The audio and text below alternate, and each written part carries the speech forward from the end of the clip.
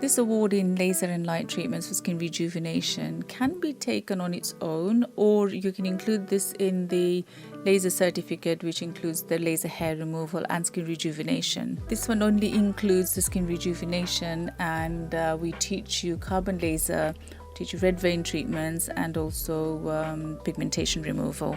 The health and safety for the skin rejuvenation treatments is exactly the same as the laser hair removal. We're looking to sort of have the local rules in the laser room, which is actually carried out by the laser protection officer. He would actually risk assess the room and leave the local rules in the room just to make sure that the laser room is actually free of health and safety hazards. There should be air conditioning in the room where the laser is conducted, and if there's a window, have a blackout blind. The laser room door should have a controlled area sign so that it's actually just open for laser protection, and you're actually just having the laser operator in there and also the client, and it should be actually closed off to everybody else. And if this laser room is actually used for other treatments, then the key of the laser machine should be taken off and put in a secure place. In the laser controlled area, there should be no reflective surfaces like the mirrors. You should remove the mirrors from there. Anything metal, like metal dishes, metal sort of ornaments, it should just leave the room. The room should always be lockable and have a controlled air entry sign in there. There should be a sharp spoon if you're using, especially if you're using like a laser hair removal and you're using the shavers. There should only, if you've got more than one laser machine in that room, only one laser machine should be in operation at any one particular time. Local rules document and the accident book should be placed in the room, as well as the client record cards. The client record card should be filed in a lockable cabinet. The laser goggles are very much identified for the area that you're doing, and also the laser wavelength that you're working with. We've got the IPL diode laser, which is like a blackout goggles, good for IPL lasers for skin rejuvenation on the body, which is OD5, and for the therapist goggles we use OD3. Any clients having facial treatments, so any whether it's red veins or carbon laser, or whether it's skin rejuvenation, it actually you should wear the goggles that are blackout goggles. If you're doing carbon facial, it should be white goggles, and for the rejuvenation pigmentation, you can use the metal goggles in the black goggles, it's fine. Understanding a Fitzpatrick skin prototype classification when you're doing laser skin rejuvenation is really important, because it's you need to understand that the skin types 1 to 6, how the melanin in the skin actually affects the laser energy.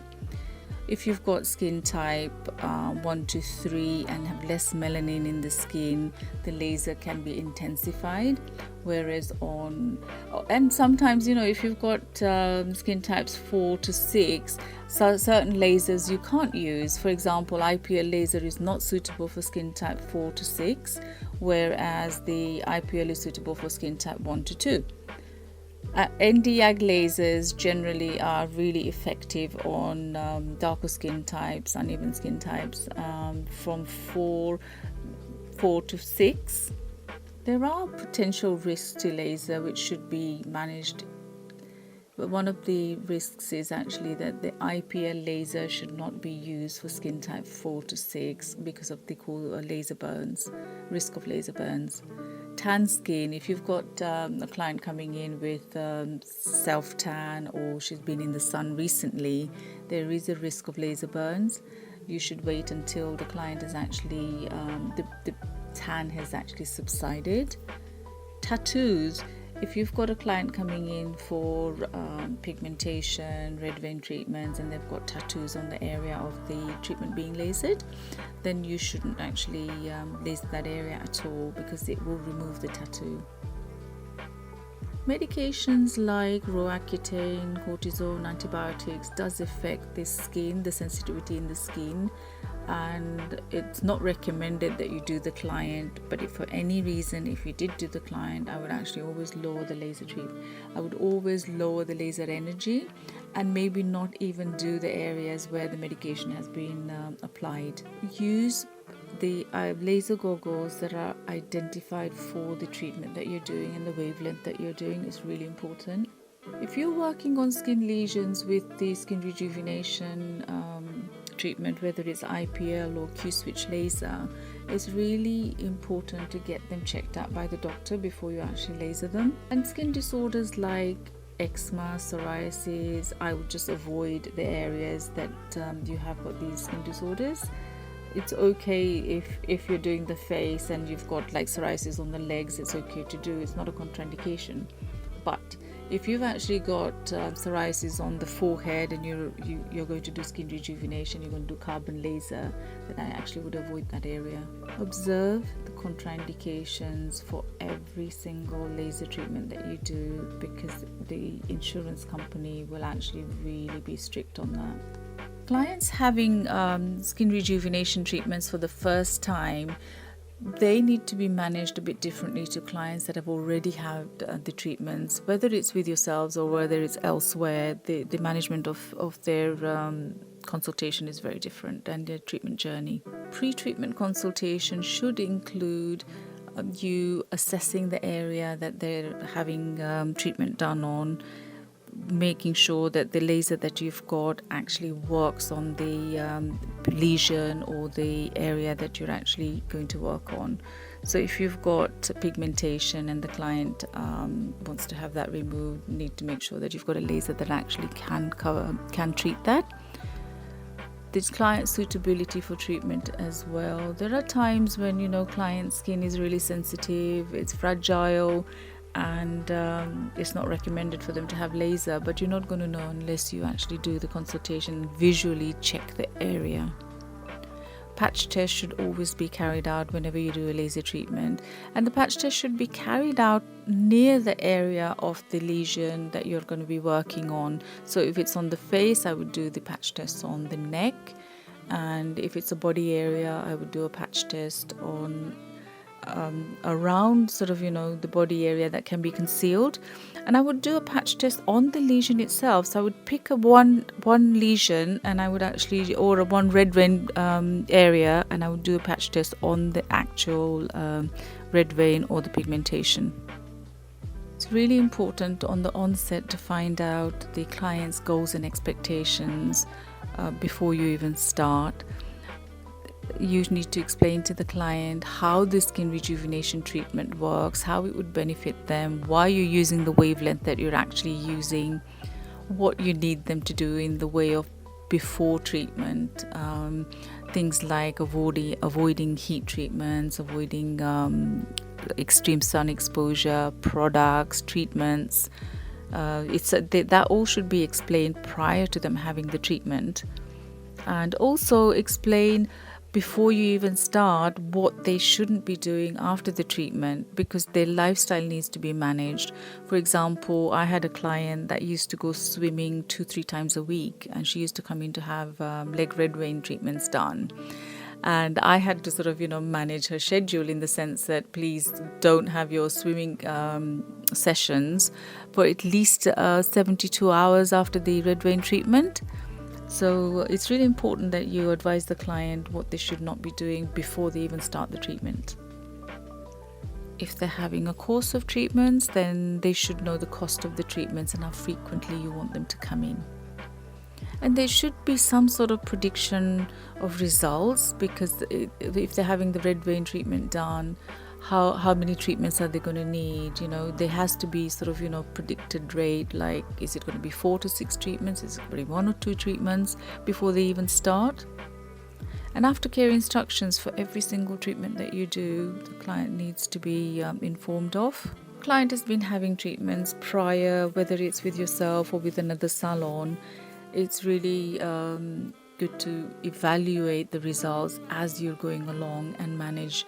For example, if you're working on pigmentation, it's possible that down the line, maybe treatment 3 to 4, the pigmentation is lighter, therefore you need to increase the setting or maybe get them in sooner. So that all needs to be sort of managed. And maybe you were working on a lot of pigmentation and there's only a little bit left now. You need to consider the cost of treatment as well, maybe reduce the cost of a treatment because the area that you're covering is smaller than before. Pre-treatment advice before the treatments for any laser treatments is really important. The client need to make sure that they haven't got suntan on the areas that you're going to do pigmentation treatment on. If you're having client coming in for red vein treatment, make sure that they're not having lots of heat treatments as well, saunas, sunbeds, anything like that. Also, if you're having a client coming in for laser carbon facial, just need to make sure that the treatment actually is carried out when the skin hasn't had any other facial treatments like chemical peels, injectable treatments. They need to wait until everything effects of those treatments have subsided before they actually have the laser carbon facial. Aftercare advice is very much dependent on what area they're having treated. For example, for the face, I would always say that don't apply any makeup for 24 to 48 hours after carbon laser facial.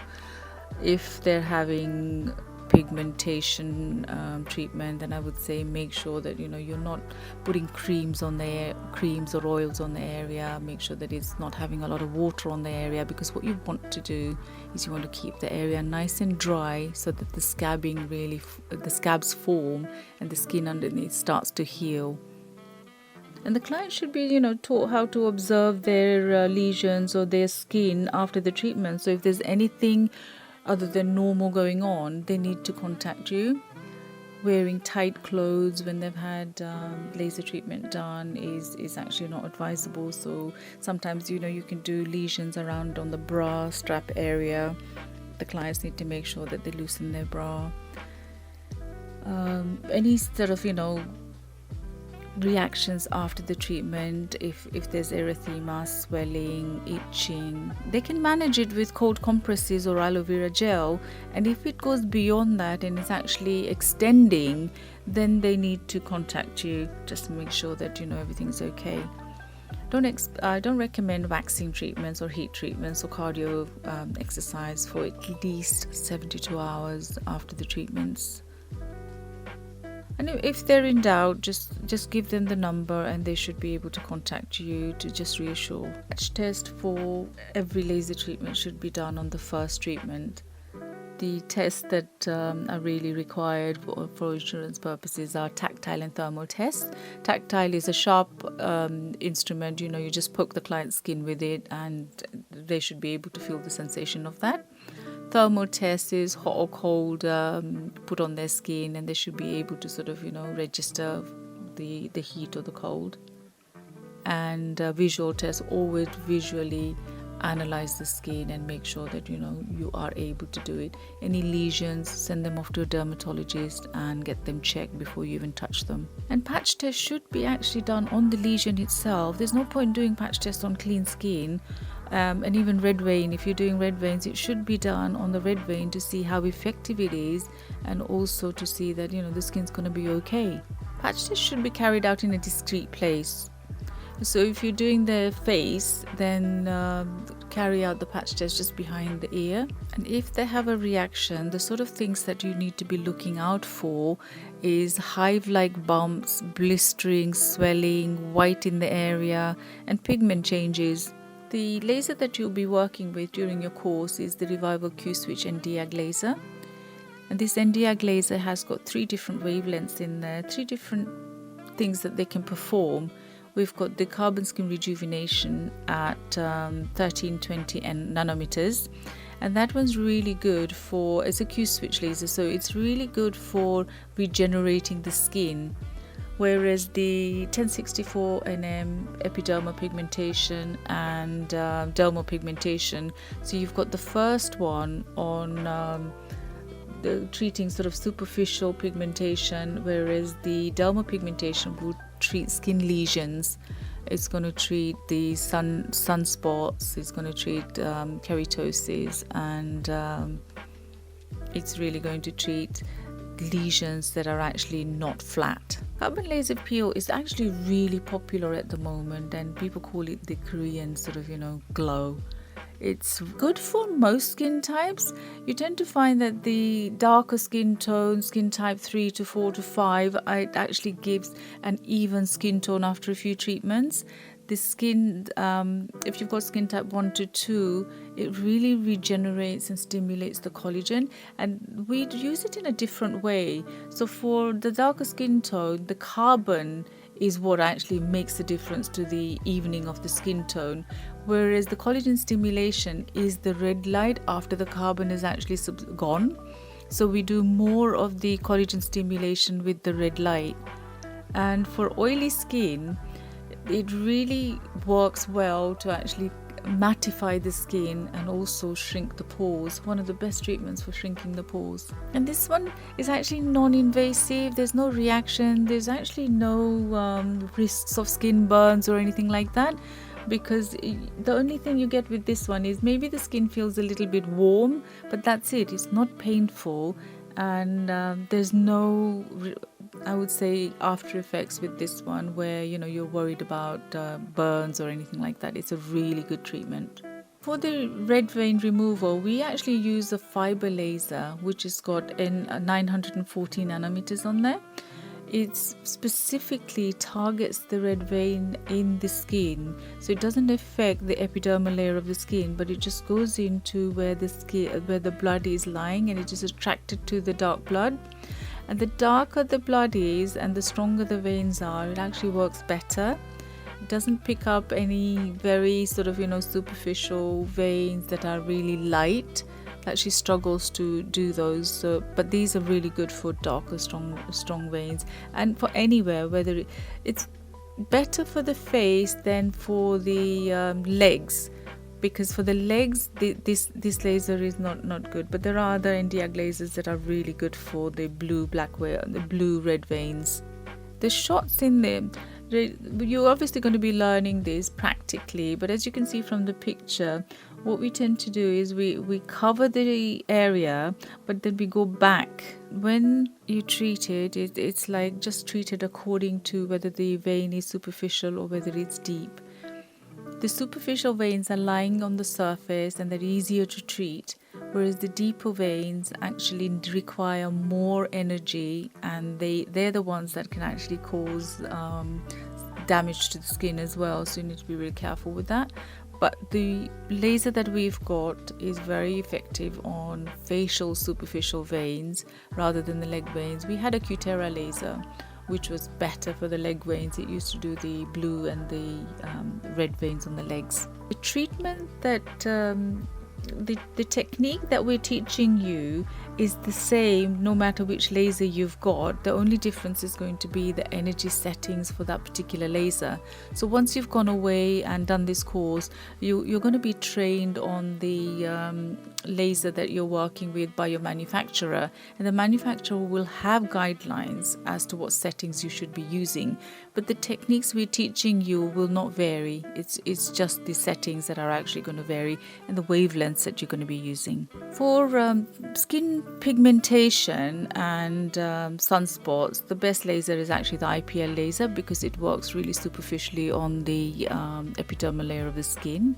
You can see from the images that you've got here, after about second or third treatment, the pigmentation is lighter and it actually just goes into the background. But the problem with the IPL laser skin rejuvenation is that you're also taking off the layers of the skin, which means if that client goes into the sun, they're likely to get more pigmentation. So this method is not recommended for someone that's actually living in a hot climate where they're going to be exposed to the sun. There are complications to the skin rejuvenation, but mainly for IPL lasers. You can see the IPL laser on a dark skin can leave like rectangle patches, and that's because the skin has been taken off. It's just burnt off, and those patches are going to remain there for quite some time, and sometimes they don't go for even a year, maybe even longer. But that doesn't happen with the Q switch laser when you're doing pigmentation. The Q switch doesn't leave these red marks because it's completely the white marks, because it's a completely different settings and so completely different sort of way of doing the laser. The ND-YAG laser has got the pulses that it actually hits the skin with, and they don't leave any pigmentation like this. One of the most effective treatments for the sunspots on the hands and the body is actually IPL laser. But again, you're risking, if that client goes into the sun, you're actually risking pigmentation in the future. This picture is after a red vein treatment, laser red vein treatment, and it's when the laser energy is really too high and there's a lot of heat created in the skin, you tend to get the laser burn. And the laser burn actually scabs the skin. It first of all it's very hot, it's very itchy, it gets into like a bump state, and then it scabs up, and that scab will stay for a few weeks. Once the scab comes off, you'll see this purplish sort of brown pigmentation patch, which can take quite some time to resolve. I've had a client where it's taken over a year to resolve, but it did resolve, and it was basically the client had actually gone into a hot bath afterwards. No matter how much you tell them, that was what actually caused it during the healing period. Doing the red vein treatments around an area where you've got a lot of sebum is really tricky. What you've got to do is you've got to make sure that you remove that sebum with alcohol wipe. And once the alcohol wipe has removed the sebum, you're less likely to cause a complication. The complications usually are caused by the repetitive rate, sort of, really being, you're stacking your pulses, right? You're doing one shot after another into the same area, and that can create a lot of heat, which can go into like a scab and a burn. So just making sure that you don't repeat your rate on exactly the same area. Keep it moving. Do one shot, cool the area, and come back to it if you need to. Lower the joules and use lots of cold. The most amount of insurance claims tend to be with IPL lasers, and you just need to make sure that you've covered yourself, because no matter how good you are at laser treatments, there is a possibility of actually causing a skin burn. So I would always make sure that the consent form is signed up.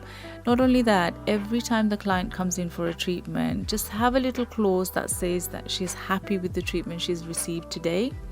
Before and after pictures are really important to check the result of that treatment as it's ongoing. Make sure that your laser machine is pack tested yearly, and you keep the service record of the machines, because that's all going to be needed if you have an insurance claim.